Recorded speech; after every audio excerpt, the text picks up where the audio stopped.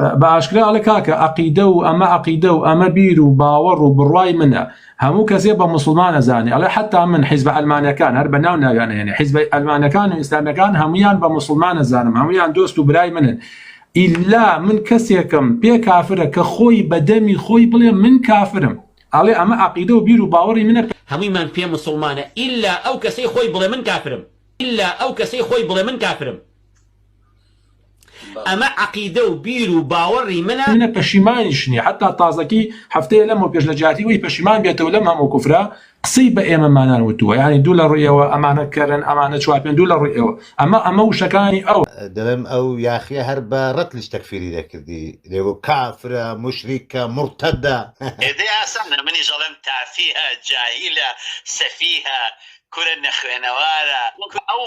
او كاجل بي وابي من كافرم من مرتد يعني مشركه يا باشا منيش بيم وايا كما هو جاهله تبقى جاهلنا بواناضه او تافهه او سخيفه او سفيهشه او نخوانواريشه باشا ام بينش 5 نجومي بيا باشا نجا بيبل اخر نابيا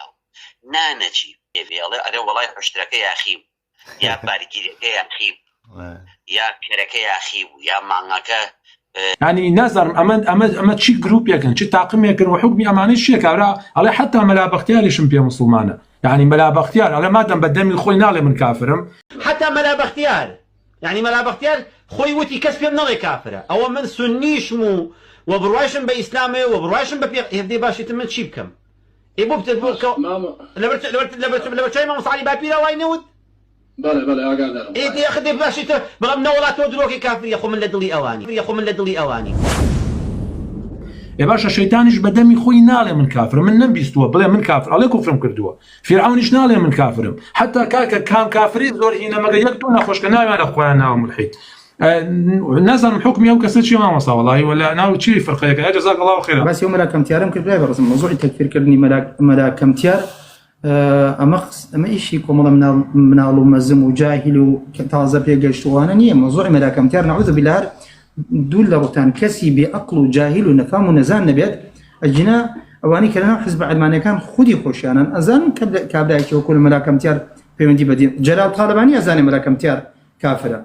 او ايزاني كاتي خوي بصعوبته وبيكانين واشوف الامام صلى الله عليه وسلم رحمه اخوي لي اشوف باسي ملاك امتيار يكردوا بويك الكابدا كافر بيدينو بيمدي بدينه ونيا محزليه جالي بزماني خوي زو من راستك ما سينا وتشوار وهناكم شاو بيكوتين يقبل لقل مسؤولي شي جولكيا درباري حماس داسي وكاتتان بوكم اوان وردو ديواري كان درس كربو جماعتي فلسطين كان بيان نقل جاو كاتت شيبو باص اتقي وسياره اتقي ولا ناو منطقه جولكا كان يكي لبرسياره كان ما يخوارو وتي مذيعك باش بيت وايا بوشي جماعتي حماسم كاراكن زن لو والله ما تشي بتكابلا تي لبري ما بكافر زان بويا ما كجن جولك ايواد لبري ما بكافر زان بويا لين خوينا حلال بابيان كجن كيس خوي بكافر نازاني بلاي وكافر ونيه كخوي بزماني خوي بالله من كافر اويا ناقضه لنا واقضه كان اسلام بيني وش القران حلال كراوه خنزير خن مردو حرام كراوه باشا دي باقي كيف حرامت كردوه اي خوا بو تقول لا يما اما الرجوانه ماني بحشتر بسر ببرين لا يواني يشنبو حشتي يصير بدو حلالي كردوه دي بوجدان ترخيني حشتر خوش هين گوشت حشتر خوش هي برس پۆشینی چەشنا و چەشنی جلوبەرگی سەراپاپۆش و سەرپۆش و تەنانەت دواکەوتوانەتر لە 60ەکان و 70ەکانیش هیچ پێویستێکی ڕوحی ئەم هەموو مەزەب و دین و هینەی دروست نەکردووە هەمووی بەسڵەحەتە تا ئێستا ئەگەر مێژوو بە چاکی بنووسێتەوە لەسەر دەستی دینی مەسیحی و دینی ئیسلام قوربانیەکانی ئەم مەدرسانە ئەم دەسەڵاتە جیاوازانە بژمێرێ 10 ملیۆن ئینسان تێپا لە زگماکەوە سەپاندنی ئاین پەرستی بۆ جارە تۆلە جارە هەفتەی ئەوەڵێتی کە